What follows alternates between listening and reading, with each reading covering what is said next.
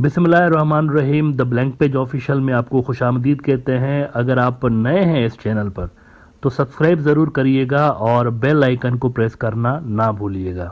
पाकिस्तान के अंदर शुरू से लेकर रिजीम चेंज होती चली आ रही है, बल्कि पाकिस्तान का जो पॉलिटिकल सिस्टम है वो इतना ज़्यादा अनसर्टेन रहा है कि किसी भी नए इलेक्टेड प्राइम मिनिस्टर के लिए 5 साल पूरे करना भी एक बहुत बड़ा चैलेंज रहा है। हमेशा से लेके 5 साल की मुद्दत होती है इलेक्शन के अंदर। जब कोई जीत के आता है ना, तो उस पार्लियामेंट की वो जो असेंबली बनती है इलेक्शन के बाद, उसकी मुद्दत 5 साल की होती है। लेकिन प्राइम मिनिस्टर्स के लिए 5 साल पूरे करना भी एक बड़ा चैलेंज पाकिस्तान में रहा है। अब ऐसे में ये पहली बार हुआ है, इमरान खान की जो गवर्नमेंट गिराई गई है, ये पहली बार हुआ है कि कोई रिजीम चेंज ऑपरेशन इतना बुरे तरीके से फेल हुआ हो। ऐसा कभी भी नहीं हुआ पाकिस्तान की हिस्ट्री में कि कभी कोई रिजीम चेंज हुई हो और लोग बाहर निकले हों और उसके खिलाफ कोई रेजिस्टेंस आई हो। स्मूथली रिजीम चेंज होती रहती थी पहले, ये पहली बार हुआ। तो ये भी एक अनप्रेसिडेंटेड किस्म की चीज़ हुई है और ये शो कर रहा है कि पाकिस्तान के अंदर पॉलिटिकल जो एक नक्शा है वो चेंज हो चुका है। अब ये जो भी सेटअप जिन्होंने बनाया था, पहले ही दिन से मैं आपको बताता रहा हूँ कि ये भानमती का कुंबा है, चूंचू का मुरब्बा है, सारी जमातें वो हैं जो कि एक दूसरे से बिल्कुल मुख्तलिफ हैं। अब ये जो फेल हुआ है ना सिस्टम जिसने भी बनाया था, तो ये ऐसा भोंडे तरीके से फेल हुआ है कि इसकी तारीख में मिसाल नहीं मिलती। मिसाल के तौर पर एक बड़े नेता हैं पाकिस्तान के, पिछले दिनों असेंबली गए, हुकूमत में इस वक्त पीडीएम का हिस्सा है। मौसूफ फरमाते हैं कि अगर बैंकरप्ट हो भी गए तो क्या हो जाता है, मुल्क बैंकरप्ट होते रहते हैं, इसमें कौन सी बड़ी बात है। और मिसाल दे रहे थे जापान की और इसकी उसकी, जर्मनी और यूएसए वगैरह वगैरह। अब इनसे पूछे कोई कि भाई क्या पाकिस्तान, क्या जापान और अमेरिका है? क्या पाकिस्तान के पास उस लेवल के वसाइल हैं कि पाकिस्तान जो है वो बैंकरप्ट होने के बाद अपने पांव पे खड़ा होगा? क्या बात कर रहे हैं। ऐसे ऐसे लोग ऊपर बिठा दिए गए जिनको बुनियादी जो चीज़ें हैं उनका भी इतना ज़्यादा इदराक नहीं है। अब हुआ ये, आपको पता है कि पीडीएम वालों ने इलेक्शन कराने से इनकार कर दिया था और फिर सुप्रीम कोर्ट जो है पाकिस्तान की, उसके अंदर इमरान खान चला गया था। तो सुप्रीम कोर्ट ने रिलीफ दिया था इमरान खान को और सुप्रीम कोर्ट ने हुक्म दिया था कि 90 रोज़ के अंदर अंदर इलेक्शंस करवाएं। अब उसके बावजूद भी ये हुआ है। आप देखें क्या अजीब नमूना हुआ है पाकिस्तान के अंदर। ये शायद हिस्ट्री में सेकंड टाइम हो रहा है। एक तो 1997 में हुआ था कि नवाज शरीफ साहब की ही हुकूमत थी, उन्होंने सुप्रीम कोर्ट के फैसले मानने से इनकार कर दिया था और अटैक कराया था सुप्रीम कोर्ट के ऊपर, फिजिकल अटैक। तो दूसरी बार मेरे ख्याल से ये अब हो रहा है कि उनके भाई की हुकूमत है, नवाज शरीफ के भाई की, और अगेन वही कुछ सिस्टम नज़र आ रहा है कि कोर्ट के अहकामात नहीं माने जा रहे। सुप्रीम कोर्ट ने कहा 90 रोज़ में इलेक्शन कराओ, ये इलेक्शन नहीं करवा रहे कोर्ट के हुक्म के बावजूद। अब ऐसे में मैंने आपको बताया था कि वो जो बेंच था जिसने फैसला दिया था, सुप्रीम कोर्ट का बेंच, वो डिसॉल्व नहीं हुआ फैसला दे के, वो अपनी जगह पे मौजूद है। और उन्होंने फिर 11 तारीख तक की डेडलाइन दी थी इलेक्शन कमीशन को कि 10 अप्रैल तक आपके अकाउंट में 20 अरब रुपए आ जाएंगे।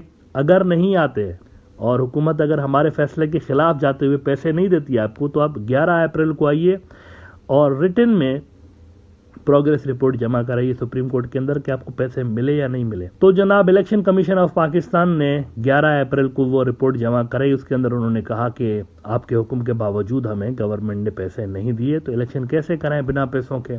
इस पे सुप्रीम कोर्ट ऑफ पाकिस्तान ने 14 अप्रैल यानी आज के दिन टॉप जो गवर्नमेंट ऑफिशियल्स हैं उनको बुलाया हुआ है। ब्यूरोक्रेटिक जो लेवल पर लोग हैं उनको, पॉलिटिशियंस को नहीं, ब्यूरोक्रेट्स को बुलाया हुआ है।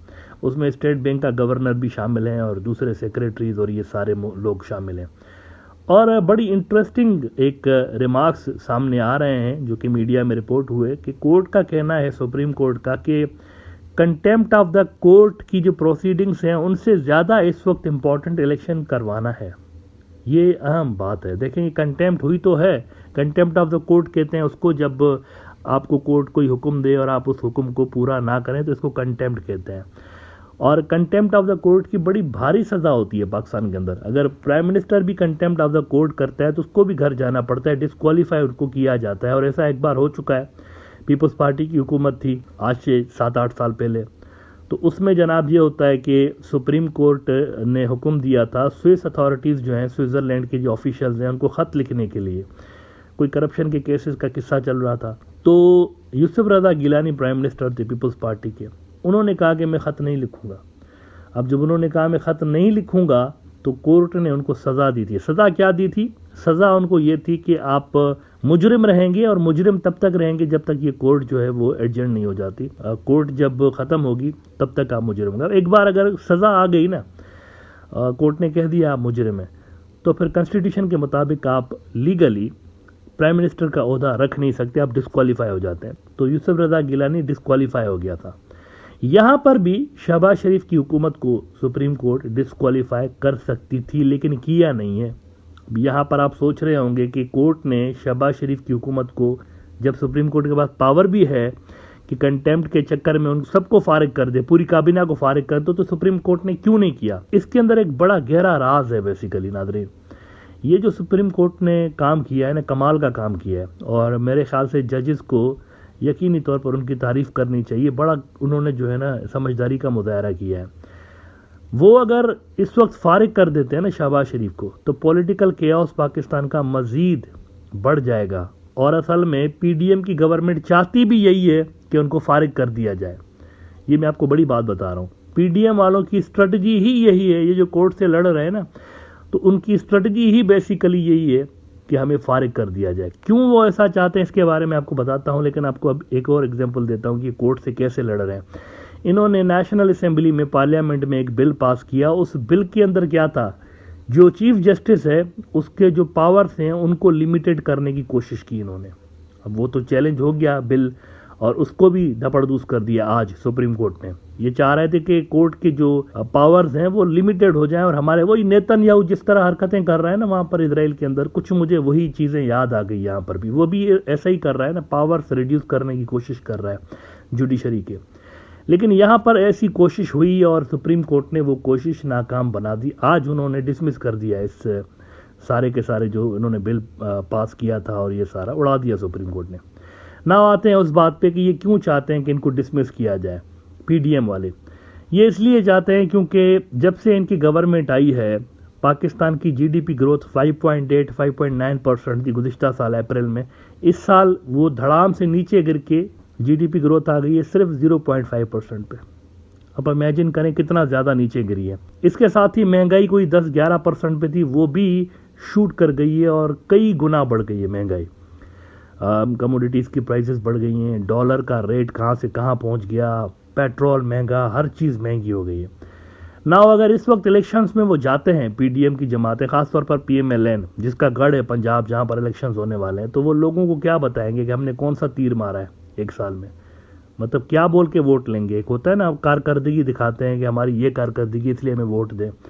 तो लोग तो इमरान खान को अब याद करते हैं कि यार वो तो इससे बड़ा अच्छा था, उसके दौर में तो 150 से भी कम था पेट्रोल, अब तो कोई 300 के लगभग पेट्रोल पहुंच गया है, उसकी प्राइस हो गई है। तो लोग तो इमरान खान को याद कर रहे हैं। तो ये क्या लोगों को बोलकर वोट लेंगे? इनकी तो कोई आइडियोलॉजी भी इस तरह से नहीं है।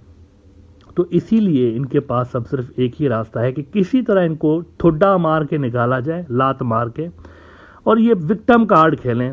लोगों को जाके बताएं, देखें हमें काम नहीं करने दिया गया, हमें लात मार के निकाला गया, हमारे साथ इतना बड़ा जुल्म हो गया, इसने भी किया, उसने भी किया, सब ने किया, हम तो बड़े मासूम।